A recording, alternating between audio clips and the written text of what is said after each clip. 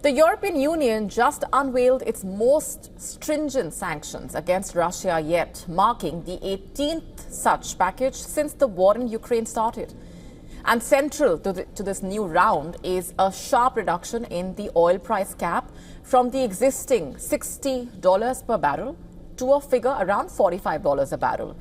And this move basically aims to hit Russia's energy revenues more sharply. And alongside the price cap cut, the EU targeted Russia's shadow fleet by blacklisting over 100 additional tankers. These aging vessels often conceal ownership and switch flags, operating beyond Western regulated waters and raising concerns over safety and environmental risks. The sanctions extend beyond oil, incorporating bans on Nord Stream pipeline transactions, new financial restrictions on Russian banks, and limitations on dual use and military-related exports for the first time. The measures also include sanctions on Indian refineries and on several Chinese banks, signaling increased scrutiny of third country involvement in Russia's energy trade. The EU's rationale is to tighten enforcement and close loopholes that previously allowed significant oil export revenue to flow from Moscow, thus constraining its war financing. While some member states had warned of possible energy supply and cost implications, Slovakia eventually dropped its opposition after securing assurances on gas access. Overall, this sanctions package represents a significant escalation designed to reduce Russia's oil earnings, hamper logistics, and broaden pressure across the country's energy, banking, and industrial infrastructure.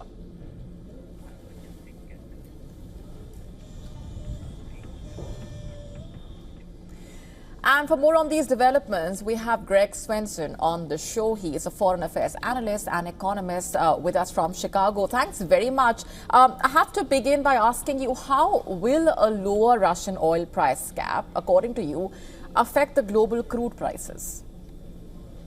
I think the simple answer is not much. I think historically price caps don't really work.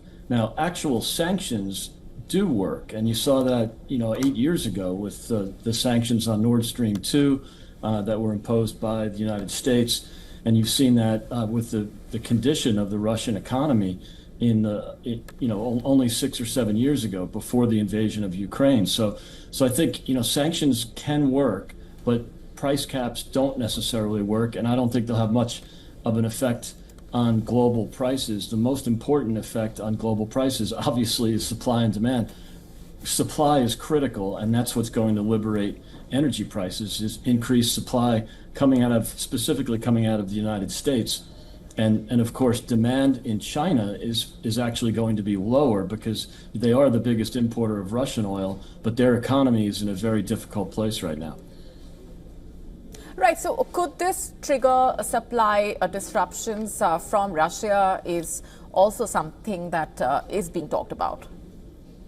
Yeah, there could be some supply disruptions. I hope there are. But again, if you offset that with increased supply both from OPEC and from the United States is now the world's swing price. And that was the case during President Trump's first term, where the U.S. became the largest supplier of energy globally and became the swing oil price as well as the swing natural gas price.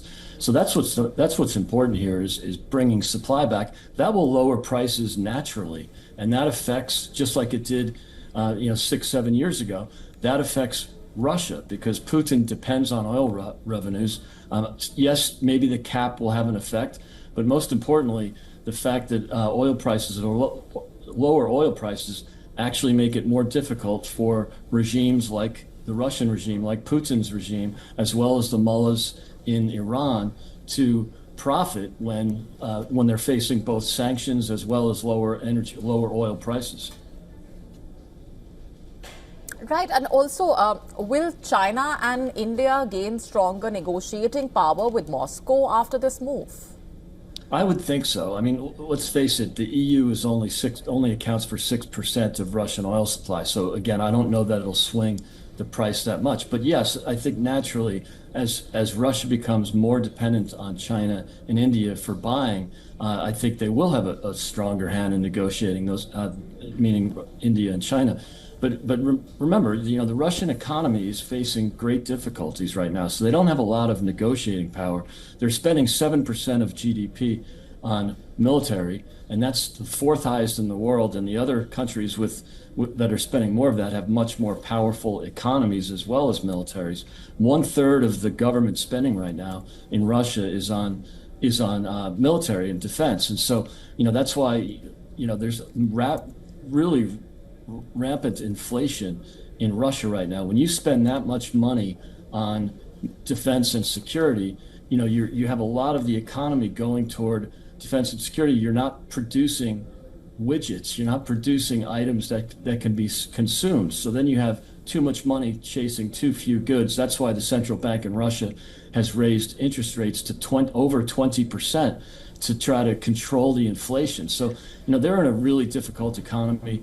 I don't think they're getting pressure from their elites to negotiate an end to the war. Putin had an opportunity to do that. He chose not to. 64% of Russians right now prefer negotiating a peace or peace discussions over continuing the war. So I think Putin's in a really difficult spot.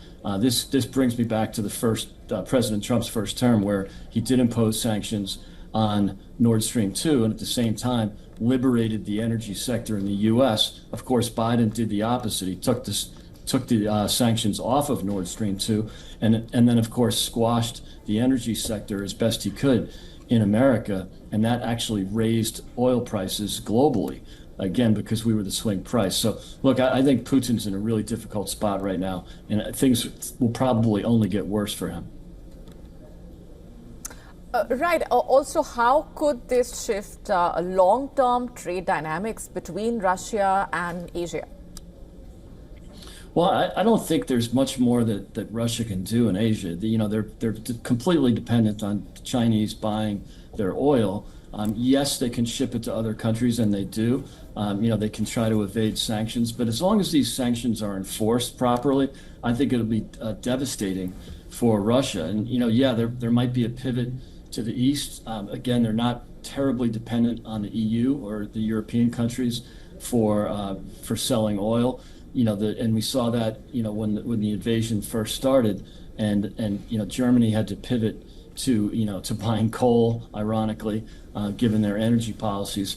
But I think that they've sort of weaned off dependency on Russia, although they did spend, the Europeans spent $22 billion on Russian oil. But that's, which I think is a big mistake, supporting Putin while at the same time trying to fund Ukraine. So, this is a delicate moment. I don't think that Russia comes out of this without support from the only allies that will support them, which is China and Iran. Iran has been almost completely debilitated, and China is going through a really rough economic cycle. And of course, you have the Europeans. Not only are they trying to price cap Russian oil, but they're also increasing their own defense spending to 5%. Every country in NATO, with the exception of Spain, and so you have much more of a commitment to defense and security from Europe. That's all affected by oil prices. Energy security is national security, and I think if the world moves toward liberating the energy sector like the U.S. has done, that will only benefit their economies as well as their defense and security capabilities. All right, we're leaving it there for the moment. Thanks very much for joining us. Thanks for having me.